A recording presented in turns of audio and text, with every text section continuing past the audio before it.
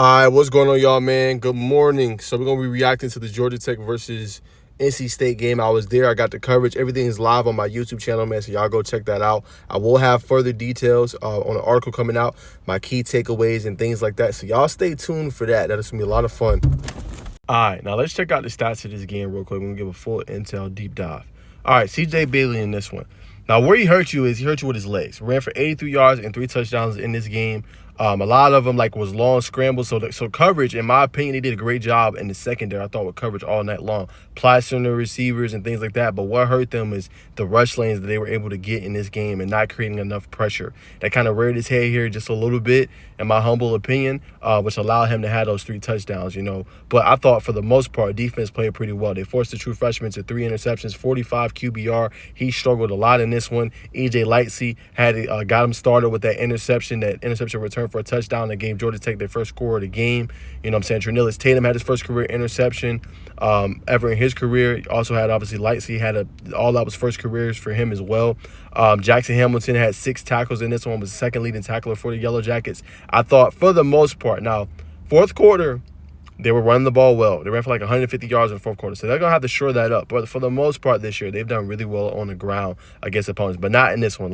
Fourth quarter, they turned it on. And you look at this, 253 yards on the ground and 4 total touchdowns in this one. Hollywood Smothers also had a long run for 53 yards for a touchdown. So that part, they struggled in this one. Tackling, open field tackling. Lamiles Brooks was coming in, I think, subbing. I don't know what the status was of Tay Seymour in this one.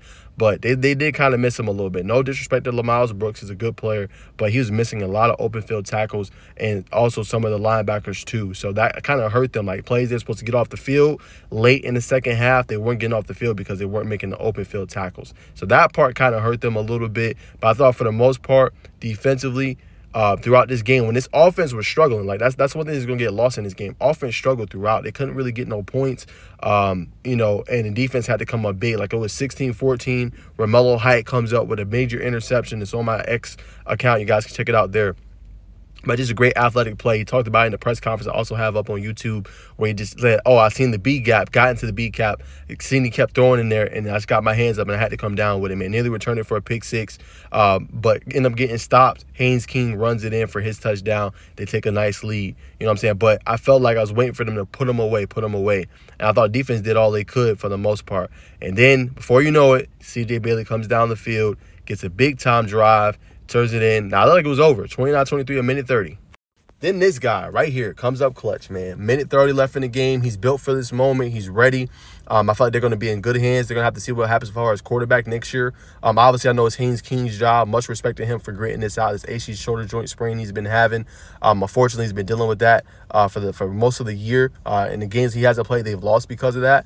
But shout out to Philo, man, coming up big, man, having the keys to the car and leading them to victory, seeing that it was cover 2 man, dissecting the coverage, finding the rush lane, and putting his body on the line for the touchdown, man. So he's a great kid, man.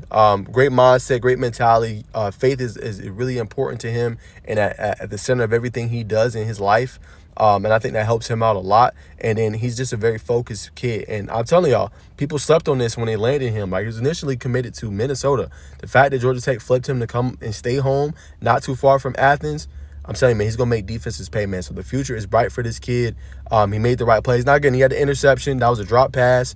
You know what I'm saying? His completion percentage wasn't that good. But this kid, them tight windows he was throwing in this game was phenomenal. So that's something to build on going forward as well. And I think he's going to be ready in maybe another year or whatever it is, or whatever's going to happen as far as quarterback. If Haynes King comes back after this year, we'll see. I'll have the updates on that as well. This guy's going to be ready to go when his opportunity is called. He's proven that. Last 2 games, Miami coming up big time with big-time throws, making big plays, and the same thing last night. When you had it at quarterback, you feel pretty good about where your program is headed. And I told y'all, a lot of people question me. I told y'all that Philo is the quarterback of the future. No disrespect to Zach Pyron. He's probably going to have to transfer. No disrespect to Graham Knowles, who's 6'7" and plus. I know them boys want the opportunity, but this guy is next. All right, also, too, I want to give a shout out to the receiving core. Some of them got to do better. Malik Rutherford went down with an injury. Drop passes got to be better. I thought they could have went with kill shots multiple times in this game. A drop pass early, couldn't quite come down with it. Eric Singleton had a good game though, 106 yards, his best game likely of the season. Avery Boyd, another kill shot, hits him right in the hands. He drops it for a touchdown. Like, he was layering the football all game long. So they got to work on the drops. You know what I'm saying? They can clean that up, they'll be just fine. But great game from him. Bailey Stockton, a critical 3rd down and 18 in the game, right? Momentum is on their side. He comes back to the football. Philo finds him. Big time conversion for them, you know what I'm saying, and keeping the drive going. So I thought Philo, Stockton, for the most part, Jamal Haynes late in that game coming up with some clutch plays, some clutch catches to continue to move the chains down the field. So I thought for the most part, when it comes to finishing, they did a really good job, but got to shore up the drops. Now, in terms of rushing, this was not a good game, and usually it's an indicator that Georgia Tech is going to lose the game. Only 119 yards on the ground. Philo was the best rusher with 57 yards, 8.1, but Jamal Haynes only 2.8 in this game. Just was tough sledding. It wasn't just him. Haynes King struggled, only 2 yards on the ground. Chad Alexander, 3 yards on the ground, only 3 carries. So it was a struggle game for the most part, I would say, when it comes to Tech rushing the football. But they overcompensated with it with their passing, 272 yards passing. So you will take that. Just got to clean up some of the sure things, but you feel pretty good about that part and what the offense showed late in that one. But got to get it going earlier, man. This defense showed that they can continue to hang on and keep you in it. But, man, you gotta be able to give them a little bit of leeway, you know what I'm saying?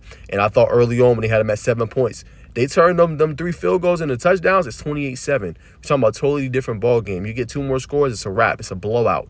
You know what I'm saying? So a little too close for comfort, but a good win nonetheless. Great job by Coach Key. Great job by the coaching staff, Coach Peoples, obviously Coach Pope, Buster Faulkner, Coach Faulkner, Coach McKnight. They all did a good job just shoring this team up, making sure they was ready for this moment. They struggled, and they really came forward and played a good game. Also, one more shout out. I want to give a shout out to Clayton Powell-Lee. He will be obviously in my takeaways in this game. 8 tackles in this one. I thought he was the best tackler on the night for the most part. The linebackers also balled. I talked about them earlier. But from the safety spot, he played really well, I thought. Coming downhill, making some big-time hits. When it was in the open field and he was one-on-one, he was making the tackle as well. Some are going to come for him as far as him just playing coverage in that one when he scrambled loose and not turning around, but he's doing his job.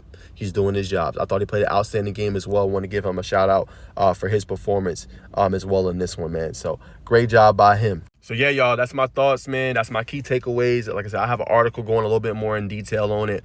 But big win for Georgia Tech. Go to 7-4 on the season. I've clinched back-to-back winning seasons for the first time since 2013 and 2014. You love to see it. It's a new change in the Coach Key era. And also, man, they're not done. They got some big-time recruits as well.